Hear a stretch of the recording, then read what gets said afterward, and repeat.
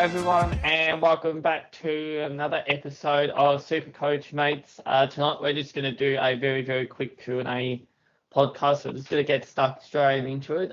So our first question tonight comes from Lawson, who has Dustin Martin in their forward line, and the guy obviously isn't scoring much, and he's currently not playing. So, should we be trading out Dustin Martin?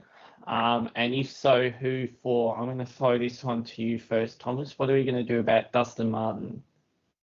You can bring up the visuals if you want, to show the listeners whilst you're at it. But yeah, Dusty always scores well round one, and it showed. It seemed a bit of a redemption round for him.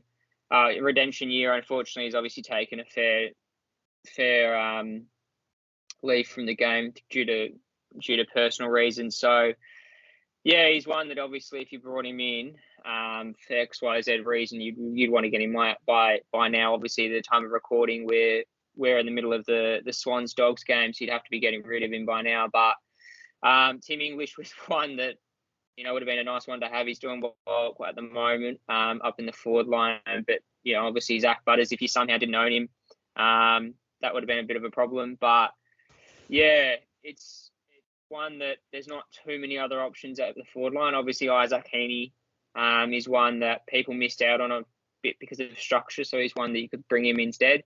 But yeah, other than that, you might want to go down to a Brody, for example, if you didn't have him, to free up some cash, Tristan Jerry. Just something like that. It's probably best to go down rather than sideways for him, just to rejig your cash gem would have been nice. But if you missed out on, say, a Heaney or a Butters for whatever reason, even a Dunkley, if you missed out on him, then obviously you'd be wanting to bring him back in.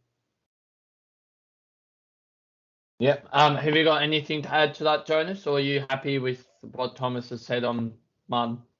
Yeah, I think you can't hold him, obviously. He's out indefinitely, so trade him to one of those players Tom mentioned. Yep, I think I'd be doing the same thing. We'll move on to one. So this is from Thomas. That's not me, by the way. Is that you? I thought that was No. you. Okay, no. So Thomas is considering downgrading Witts to get in Cripps and playing Grundy and Hayes as his two ruckmen. I think that's a bit of a risk. I'm not going to entertain that, but I'd be interested to see what you guys think about that. I might chuck this one first to you, Jonas. What do you think about this idea? I think it's too risky because Hayes is named on the extended bench, so we're not even sure if he'll actually play.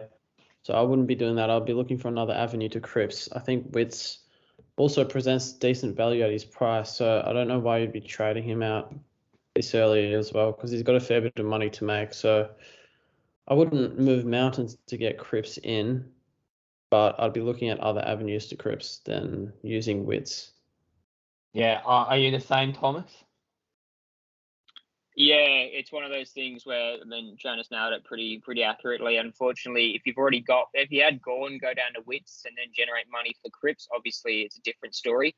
But unfortunately, for Thomas's sake, bringing in Cripps is one good thing, but then having Hayes at R2 is very, very risky, considering Paddy Ryder's back for us on the weekend, apparently so. So if that's the case, then it'd be good. But for Hayes' sake, I'm not exactly sure how they're going to line up. But yeah, it's a very risky decision, and I don't think it's pretty a good one. I'd find other avenues if possible to get Cripps in, which I'm sure you probably could, but I wouldn't move mountain and earth to bring him in if you're doing that. Yeah, I'm the same. I did say that Ryder has been named at full forward, so I think that's a big caveat in this whole situation with Hayes now, is what's his role going to look like now that Ryder's back in the side, and is Hayes, I mean, he only scored, what was it, like 68 on the weekend. Like, you don't really want that from a R2 on the field. Although, to be fair, Gorn's not scoring much better than that. So, yeah, I don't think I'd be entertaining that idea. So actually, speaking of Max Gorn, good segue here. So Dixon is considering actually downgrading Gorn and getting in Luke Jackson. Is this a good or a bad move? What do you think, Thomas? Well, I know Jonas off air he brought in Jackson. I'm not sure if he actually did. He can confirm if he's going to do that this round. But yeah, it's one that we spoke about with our guest Supercoach DR yesterday. Unfortunately, I don't think it's probably not the best move to move Gawn straight to Jackson. That's just my opinion. Obviously, other people have different opinions, but I'd much rather have Jackson the forward line and keep Gawn. I just have a feeling that we've just seen Gawn hit 2 nearly games. And I've already mentioned reasons why. You can just listen back to what I talked about in the previous podcasts. But Gawn's almost had 2 nearly moments to get his 130s and stuff. Obviously, it'd be a bit of a concern if he got 90 again against Sam Draper. I think he's going to tower him up pretty considerably. But it's one of those things that you've got to look at Jackson's age. He's only 20, so it's interesting to see how long he can keep it up for. Obviously, he's a freakish talent, but it's one that I wouldn't entertain. I'd rather put him in the forward line. And, if you had English ruck and Jackson forward line, that's not a bad swap. So, as in ruck forward status. So it's one of those things where it enables you cash gen, but it's a pretty risky pick, I think, because you're moving like a guy like Gordon who's scored so well in the past. Yeah. Are you the same, Jonas? Oh, no, I think Jackson's a good option because he's pretty durable from what we've seen. And with the talent and agility he has, I think he can be a keeper in the forward line, maybe not on the rock, but you can keep him in the rock for the time being and then swing him forward in due time once his good mate Gawn gets to a good price or someone else. So I think he's got some good upside and he's a bit more of a point of difference. And he's also 100k cheaper than English. So if you can do something with that extra money, I certainly see it as a viable option. Yeah, I will just say as well, so for those considering trading out Gawn, Thomas and I, we did go to the round 1 game and he was in the right spot. He just dropped a few marks. I think he gave away, was it like 5 free kicks in that first game, and he still got 92. And I think there was a torrential downpour in the Gold Coast last week, which obviously makes the big guy sort of not that good. So that's just something to keep in mind if you're considering that he probably hasn't had 2 good games to start off, but he is a proven scorer. And I definitely think this is one of these make or break decisions if you do decide to get rid of him. So Axel says here, Whitfield down to Berry. I presume that's meant to be, is that meant to be Thomas? Or that actually meant to be Berry? No, I think it was Berry. Oh, actually Hewitt. Oh, I don't even know. I might have missed. Okay, Let me just double check for you. What the actual? Well, we're going to assume that this is Whitfield down to Hewitt. Oh, sorry, not Berry, Bowie. Oh, Whitfield down to so Jack Bowie from Melbourne. Bowie. Yeah, so Lockie Whitfield down to Bowie from Melbourne, and Berry to Patrick Cripps, or Whitfield to Hall, and Gov to Cherry. I think I'd be entertaining the second one more than the first one, but I'd be interested to see what you guys think about that. Jones, Yeah, I well, might ask you first. I think it's a pretty group consensus, but it has to be the second option because Gov is injured, so I'd be trading him out. Yeah, and well, that's the other thing too. Yeah, we only found out today that Mitch McGovern's out injured, so he's not going to play. So, are you the same, Thomas? Are you Whitfield? Yeah, are you the second option? Well, he's probably lucky in the fact that I'm watching at the same time. Yeah, I mean, one looks great because you got Cripps, and Bowie. I'm not exactly sure if he can replicate a 151, but yeah, obviously as Jonas said, with Gov out, it's almost a guaranteed move. You'd move to the second one. You're getting a keeper in Hall. Hall's pretty low owned. I think not many people can actually get to him at the moment just because of other issues on field. And Tristan Xerri, you can't go wrong. He's almost a must-have at the point, playing predominantly first ruck. Yeah, well, if you Axel, if you listen to our podcast earlier in the week, I said he was actually at the number one trade target this week for rookies, and that was because his role as a ruckman, he's just carving it up as a ruckman at the minute, and he's replaced Todd Goldstein in there, and obviously we know that his ruckman is scoring well, so I don't think you can go on with Tristan Zeri. I think the only thing that's going to stop him is getting injured. So. So there's just a couple of other points down here. So is Aaron Hall a must-have? Like, is he going to be a top 6 defender? At this stage, you would have to say yes. But obviously there are concerns about his long-term durability. He does have a wretched run with injury. What do you think, Thomas, about this? Is he a must-have, Aaron Hall? Yeah, 100%. I think he just has a very Supercoach friendly role. Unfortunately, injuries have kind of shafted him in the past. I don't think his transition to halfback hasn't really correlated in more injuries. He kind of got his injuries in the midfield. Unfortunately, he did get that hammy, so who knows when his hammy goes next. But if you're lucky enough to get on him, you take what he can get. He's 100% the top scorer. He scores for fun. But he's one that obviously it's people finding it difficult just because of people trying to get in Cripps, Heaney, etc., which makes it a bit difficult. But he's one that 100% will probably end up being D1 for the rest of the season.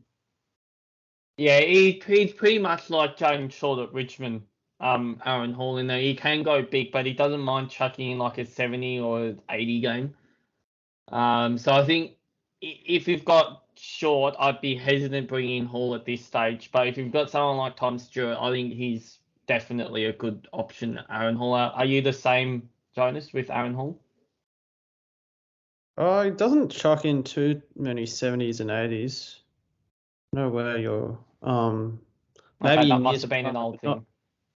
Yeah, maybe in the midfield at Gold Coast. I think when he played midfield, he was pumping out average scores. When he moved to the back line, he dominated. Pretty much didn't score below 100 last year. Yeah. Yeah. Okay, fair enough. And this is my big question to you guys. I'm actually in this position myself. Is Lockie Whitfield a must try? Do you have to jump off this guy? I'm going to throw this to you two because I have absolutely no idea. I'm completely torn on what to do with him. So I might listen to you guys here. What do you think, Jonas? What about Lockie Whitfield? Just on the must-have, must-trade, is this must-have as in like right now or by some stage of the year? For example, with Hall, I don't think he's a must-have right now, but yeah, sure. At some point in the year, you definitely want him, but I think there are better options to pick right at this moment because of price changes.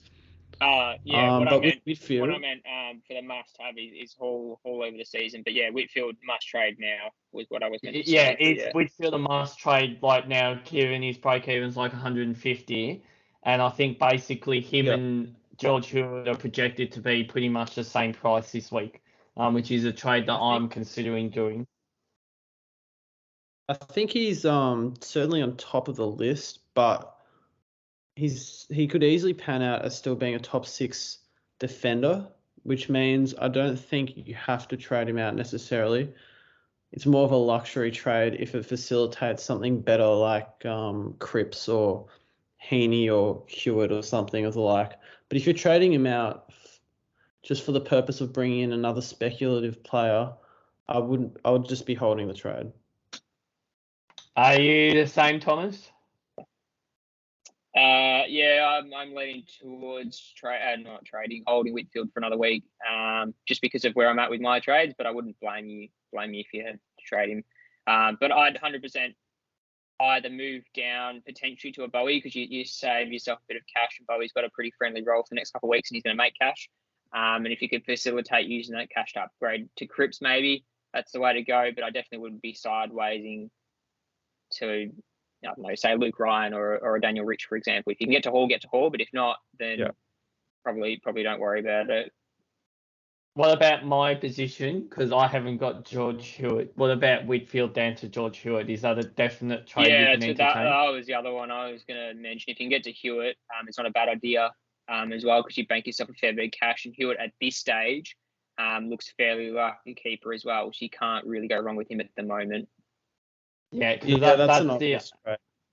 Do that yeah, trade. because that's the actual trade that I'm thinking of doing Yeah, this week is 100%. pulling Yeah, up Whitfield down to Hewitt because I've still got Stewart and I've still got Jack Crisp, so he'd be my D4 yeah. Hewitt. Oh So yeah, 100%. Yeah, there is genuine merit in doing that trade because you save yourself about 150k. Well, not yeah, 150, 100k, and you can and facilitate they're like pretty those much going going to if you be. can even. I think the projections have Hewitt going up to about 440k, and I think Whitfield falls to about 460k. So they're pretty much going to be the same price next week. So Yeah, exactly. So you um, want to do it this week. You definitely yeah, don't want to wait until next week for sure. no. Yeah. So question here from Ben. So he says, trading someone like Gordon for cash generation and solid scoring from someone like English. And using that cash to get out an underperforming mid-pricer to a premium, or a poor rookie to a good Yep. mid-pricer, that you have missed, be a pathway to success. I have no idea how that Probably question's been worded. probably But poor rookie to a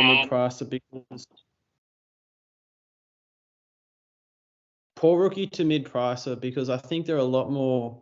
Some of the mid-prices that you've probably got, for example, Berry and stuff, can still turn it around. I'm not sure if some of those poor rookies like Saligo or Machito Owens will necessarily reignite their cash gen. yeah, I'd be the same. I think trading out premiums at this stage is a luxury. What do you think, Thomas? Yeah, this was obviously a poorly worded question, but I get your sentiment. So it's one that let me read the question again. Yeah, if you have a poor rookie on field, a good mid pricer, that's not a bad option.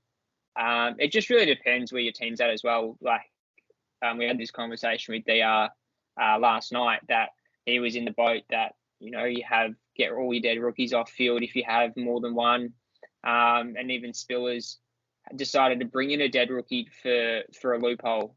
So for me personally, I had that option to get Machito Owens off the field, but it didn't enable me to get Heaney and Cripps. Whereas if I left Machito Owens and went after a Berry and a McGovern trade, I could get Cripps and Heaney in. So it's one of those things where it's really team dependent, but in general, you don't really want to hold these rookies too long, because you'll start to see as the season starts to wear out that, give it a week or so and all of a sudden you've got left, right, centre rookies dead on your bench, which is not great. So you got to stick fat with your premiums. I think at the end of the day, if you've got other options, obviously if you've got a perfect setup and you only need to trade out, so-and-so player and you've got Gordon as your worst issue, then you're in a really good position, I'm assuming. You're probably not asking this question. So, yeah, it's one of those things, mate. Even if Ben did both, we obviously can't give him an answer now because if he traded English, it was well done. But if you went Gordon to English and then managed to bring up, rather than underperforming mid-price and bring up, let's say, Owens to a Cripps, then all of a sudden you're laughing. So it's one of those things that, realistically you want to be getting rid of your rookies to get that. I think cash gen is the most important thing. If you don't own any of the must-have rookies at the moment, that's your number one priority before you start fiddling around with your premiums. Yep. I think Nathan's frozen, so I might take her. Oh, is he there? No, I'm back. I'm back. Oh. Sorry, I did lose connection then for a second. I don't know what happened then. Yeah, no, you're right. Lockie Whitfield. So, could he be carrying an injury niggle in this thing? This is another reason why I'm considering getting rid of him. But just keep in mind that the Giants did play horribly versus Richmond. So, I think this is lining up to be a get rid of Whitfield. Personally, myself, I just think that Hewitt at the minute's looking like a top 6, top 8 defender. So, if there's any questions on Whitfield, I think you just gotta get rid of him if you can. Are you guys the same? I know we've already spoken about Whitfield, but I presume you're the same. Yeah, it's one of those things where Yeah. you just don't know how legitimate if he is carrying an injury or not. Because GWS have a very good habit of hiding these things from the public, which fair enough. But I think we mentioned to the listeners in one of our previous podcasts, so I think it was late in the third quarter, that Whitfield pulled up real short. So it's hard to say. He did play 90% of game time against Richmond, so I don't think it's a huge issue. But it's one of those things you want to keep track of just in case. But as I mentioned, that second dot point there, the whole GWS side played absolute shithouse, and he did score an 88 in fantasy, which is not too bad. So we'll see how we go. I'd be more concerned if he plays 90% of game against Gold Coast and really scores shitty games. So yeah. Right. So this question's from Stefan. So obviously we know Zach Merritt's gone for 2 to 3 months, pretty much. Which Essendon midfielders in line to benefit the most from his injury? I'll start with. Well, Jonas can answer that one. Jonas, okay. Yeah, can we say a bump up from Parish? I think it'll be a bit, but he's playing predominantly midfield anyway. I think it's more going to benefit Shield, Perkins, and Caldwell. Those are the main three that should be the biggest benefactors. Yeah, and obviously Jai Caldwell, 91 and 90 across the first 2 rounds. I think he's 260 odd thousand. I think Caldwell is he. So does he go up? Does he all of a sudden become one of these like point of difference mid prices now that Merritt's not there? Or is it the most likely case? I think that Dylan Shield just spends more time on the ball, given that they've been smashed around the clearances and they need bigger bodies in that midfield. What do we think about Caldwell is now a viable option? Thomas, I might ask you this one. I think he was a bad option to begin with. It was just how much time he'd get on ball. He's one of those players that is always going to score well regardless. He's got pretty good scoring potential. It was shown in the Amy series, bar that one game. But it's one of those things where Shield, I think, comes back and just takes a significant chunk. The issue I have with Caldwell is his ceiling. I'm not too confident with how high he can go. Obviously, because he's 290k, taking 290s in the first 2 rounds, you'd laugh that to the bank. So, walk that to the bank, sorry. So, yeah, it's one of those things where I don't think it's significant differences. I think they're just going to share the ball around more and cover Merritt's loss a bit more. Yeah, and could help, to be fair. I was going to butt in quickly. It could actually help Ridley, to be fair, because Merritt's taken a fair bit off half back. So who knows if that positively affects Ridley's game. Yeah, well, that's the other question now is what about Ridley? But obviously Jonas being a Parish owner, do you think he's going to get more attention now that Merritt's not there? And are you concerned about this? No, not at all. I think Merritt copped the attention last week because he was playing phenomenally, but last year Parish was getting tagged over Merritt anyway. So that's not really relevant, I don't think. I think it will help him with the fact that he'll get a bit more midfield time. He may struggle to distribute the ball to someone on the outside, which may be a bit detrimental in that sense, but I think teams will be picking Parish over Merritt most of the time anyway, so I don't think that's too big of a concern. Yeah. So Callum has an interesting question here. So, is the mid-price madness of 2022 due to players coming out of COVID-affected years? And he says that there seems to be a lot of these players stepping it up. Obviously, there are some of these mid-prices. So, I mean, even guys like Patrick Cripps, Browl, Blakey, English, just to name a few. What do we think about this whole mid-price madness, Jonas? What do we think? I think it's an anomaly compared to recent years. Some of these mid-price picks are good because of injury affected years, COVID maybe. I'm not really sure who to pinpoint COVID on though, but like injury for Cripps, for example, and Rao, and then maybe just opportunity being lacked of that, for example, with Lipinski, Brody, Seri. So I think it's just more the culmination of those sort of factors that have led to a lot of players being viable mid-price options. I wouldn't say COVID has had too big of an effect of it though, but I could be wrong on that.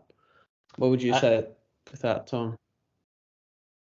Yeah, I don't think it's necessarily players stepping up. I think it's, players that, Cripson and he are a bit of an anomaly. He's always been at that 460k mark. It's been injury affected players coming back this season, not being injured, ironically. So it's one of those things where I don't think it's, it's one of those things where realistically speaking, there's not too many mid prices that go on that crazy. I think it's a bit of an anomaly, as Jonas said, but I don't think it's too crazy. You've got a few guys like English stepping up into number one rock spot. You got Blakey playing off a halfback, more taking Dawson's role, but I don't think it's any more different. I would say maybe a little bit more different to previous years, but not significantly. Like Cripps was one. He's a fallen primo just due to injury for the last couple of years. I think we've been blessed in the fact that there's been a few 200k options that have done really well. So Brody and Cherry, for example, which have definitely helped. And it doesn't help that your top primos in each line haven't started the house on fire, other than the midfield. So it's one of those things where it's just probably it's more finding value in fallen primos of previous years that have done really well or breakout players. But it's definitely not mid-price madness in the fact that we're going still, four deep and in 300 to 400k players. We might be going a bit more in the 200k route, but I think that's more of an expensive rookie than a mid-pricer. Yeah, and let's not forget that at one stage Patrick Cripps was a top 8 midfielder a few seasons ago. So the fact that he's considered a mid-pricer given his price obviously probably helps that mid-price madness a little bit. So Lockie here asks a question of Steele to Cripps or Neil. Is this a good trade or a wasted trade? Now, Lockie, I'm just going to be harsh on you here, buddy. I think if you're going to consider that, you might just as well as give up, because honestly, that's just madness, buddy. Call that harsh, but that's just my thoughts. I don't think you can possibly trade out Jack Steele to get in Cripps or Neil. I think you've got to get them otherwise. But I'd be interested to see what you guys think. Tom, what do you think about Steele, getting rid of him? I wouldn't definitely entertain Steele to Cripps. That's a bit silly. I don't know. I'd say it's a waste just because of it's probably not as dumb as what you may think it is, Nathan, but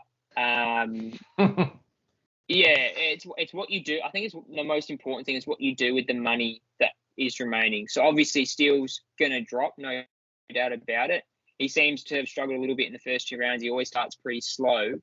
The only reason why I 100% pick him in last year is because I'm a Saints supporter, so it's a bit different.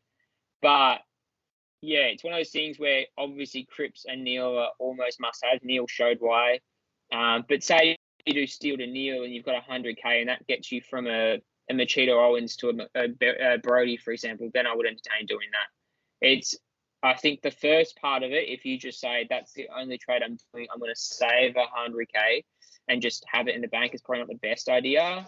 But it's one that if you can utilize your cash effectively thereafter, it's one that I think can be really effective, because it's all about what you do with the remaining cash and how you rejig your team with the rest of the cash. It's if you sideways it, then it's a bit of a waste. But if you're able to regenerate your stocks elsewhere, if they're doing shit, then it's one that's really, really important.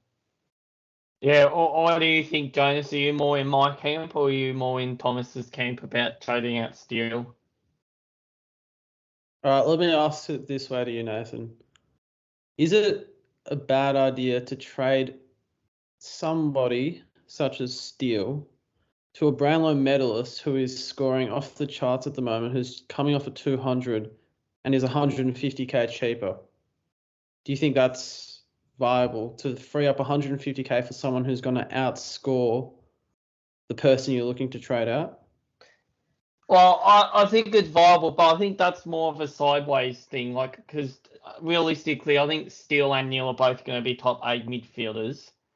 So I think in that case, I think you're just wasting a trade by doing that. That's why I think it's a But you are silly saving, idea. you're saving a lot of money. Yeah, and then I'd probably throw to Thomas's point then, in that if you're just doing that and that's it, then it's silly.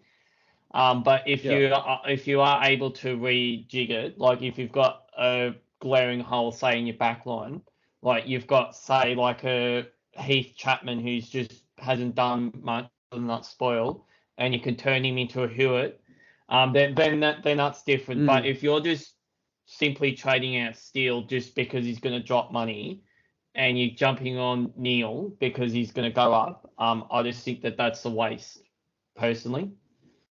Yeah. But I think if you're getting off someone who's not performing like Chapman and you're going to Hewitt or someone like that, then yeah, it's probably viable. But I still think it could be a waste because I think they're both going to be top 8 midfielders. So I think if you've got Steele, then I don't know why you'd be getting rid of him unless he's injured. But that's just me. Maybe that's just old school. Yeah, no, that's fair. He's got a high break even to us, and he's looked out of form. Maybe he'll turn that around when someone's in midfield. Yeah. As I said, it's one of those things where it's what you do with the money thereafter is so important. If you can somehow get Neil some other way, I'd entertain that. What I'd say to listeners, not only obviously Lockie, who's got a genuine case of trading out Steele, but Paddy Ryder's back, and Steele went bananas when Paddy Ryder was in the side. So I think the clearance work definitely cleans up with Ryder's back in the side for sure. Yeah, I think I'd be going along with that too. I think if you can get if there's some other way of getting Neil and Cripps and get them, but if you're getting rid of Steele and down to these guys and then fixing somewhere else, Lockie like Chapman up to it, then go ahead and do it. Right. So this one from Causa_B21, he says, any good defenders under 512k, who should I pick out of Sinclair, Sicily, or Houston? Now, I know, Thomas, I know you're big on Jack Sinclair here. What do you think about this question, given that you might have a little bit of interest in answering this question, given that you're a big fan of Sinclair, obviously being a Saints supporter? Yeah, it's a good question. There's definitely, out of Sicily, Sinclair, and Houston and Sinclair are probably the two out of the three that are less owned. I'd say out of the three, Sicily's probably ranked 3. At this stage, Sinclair's 1, Houston's 2. The reason I say Sinclair's 1 at the moment is playing predominantly midfield in the midfield group and scoring pretty off the charts for his price, which is nice. Houston's obviously burnt me multiple times, predominantly last year as well, but he seems to be playing a pretty friendly role on the wing. And I think he's overcome his injury, which really stuffed up his campaign last season. Sicily's an interesting one. He's obviously very popularly owned. I think that's more of a namesake than his scoring potential. 105 and 84 are definitely not scores to be frowned upon for basically the cheapest out of the 3 options. However, I do have a bit of a concern when Will Day comes back, because I think that Sicily's going to have to be more accountable for himself, because he's the taller out of the defenders, like your Will Days, like your Giaths, who are not very good one-on-one, but are very explosive off a rebound.